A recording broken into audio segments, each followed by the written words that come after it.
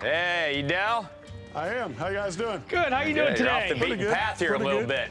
Yeah. You talked to Danielle? Yeah. I'm Frank. Hey, I'm Mike. Nice to meet you.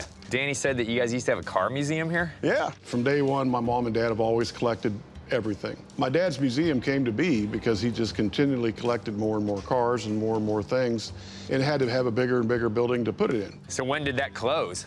Oh, well, my dad's been gone for about 30 years. Oh, wow. And so, Also, a long time ago. yeah, so we've just been kind of liquidating ever since. Okay. But now it's Wow, look at this. Look how long This is that deceiving. How many square feet is this sucker, man? Dang. Jeez. the look on people's faces. You know, they come to the middle of Kansas thinking they're going to see an old Model A or Model T. Man, this place just keeps going. Oh my gosh. And you go through here and you'd see 190 SLs and Delahaye's and everything you can imagine. Rio, you know, there was just such cool stuff. That's the sign? That was the original sign my dad had done. No It was a way. four-door Frankie looks at a Ford. cord on it. Oh, Did I you guys have this know. car? Coffin. We had a four-door Ford. We had a Beverly. We did not have a convertible. Yes. Love those cars, man. The dash in them. It's Oh, like yeah. you're in an airplane or something, So you know? neat. Way cool, way cool. Dell's father's passion for cars was contagious, and it's really what set Dell on the path of how he makes a living now. Ooh, Frank, look at that. That's a 1952 XK120.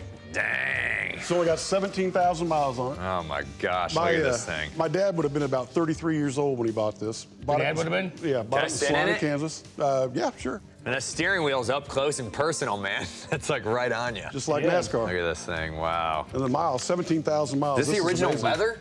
Yes, it is. It's all original. Yeah, it's That's a neat car. incredible. All Wow. broken in and everything. That's original paint? Original paint. Frank, you want to try to get in it? Let's see you get yeah. in there. Come on. So I got in the Jag. There you go. There you go. I could just see myself going down the windy road. I can touch the pedals and the brake. I think that I'm 007. Pierce Bronson, 007. So what do you guys value this at? Oh, it's not for sale. We're keeping this. Oh man, I don't blame you. A lot of this stuff's been here longer than I've been alive.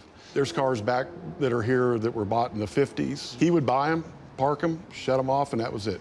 What's going on with this, Dell? What can you tell me about this? That's a 64. I think 64. You gotta look at the mileage. I think mileage is pretty low, 30-some thousand miles.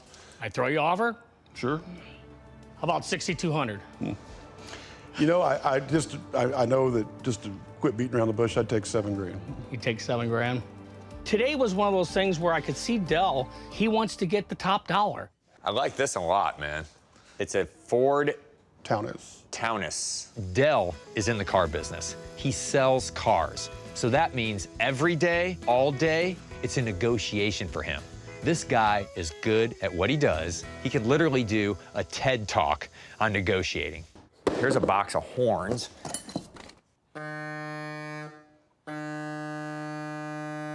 This was all down in my dad's room in the house we grew up in. Okay. He actually had a padlock on the door. We knew where the key to the padlock was. We'd be real careful, sneaky. You know, we'd go in there, not touch nothing.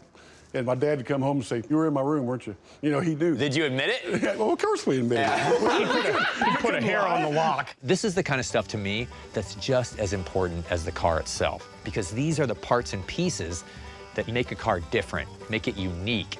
His father was collecting hood ornaments and lights and horns and gauges because that's the gingerbread, man. You know, a lot of times you'll find a car in a field or in a barn or something, and a lot of this stuff is missing, or it's just in such poor shape that you can't do anything with it. A lot of these would be used for people that are gonna put them on a survivor car. Like, for example, that. You know, the wing on the back is broken off of that. You feel I'd do 1,000 on this box. I don't know. Let me ponder on that just a little bit. Ponder on that. Hey, how about this mirror? How about the mirror? Want me to make you an offer on that? Sure. 200 bucks. I'll do that. Because I can put that on a motorcycle too. I won't even argue with you. Right there, that clamp, right on a bike. Bam. There was some boxes that they went through that I hadn't seen the contents for probably 20 years. So it was kind of fun to go through that. I'm glad to see some of these cars will stay in the family. I've got, my youngest son will get this 52 Riley behind me, and my oldest son's gonna get the 35 Grand behind me. So I'm glad to see some of them will stick around. All right, man. Been fun. Thank you. I appreciate you. Appreciate it. His father handed down the passion to him, and it's something that still keeps the wheels rolling. See you, Dell. See you later. Take care. It's like a day-to-day treasure hunt. I'm out there looking for rusty gold. I'm looking for the unusual and impossible. It's back roads, it's dumpster diving, it's flea markets, it's people's homes.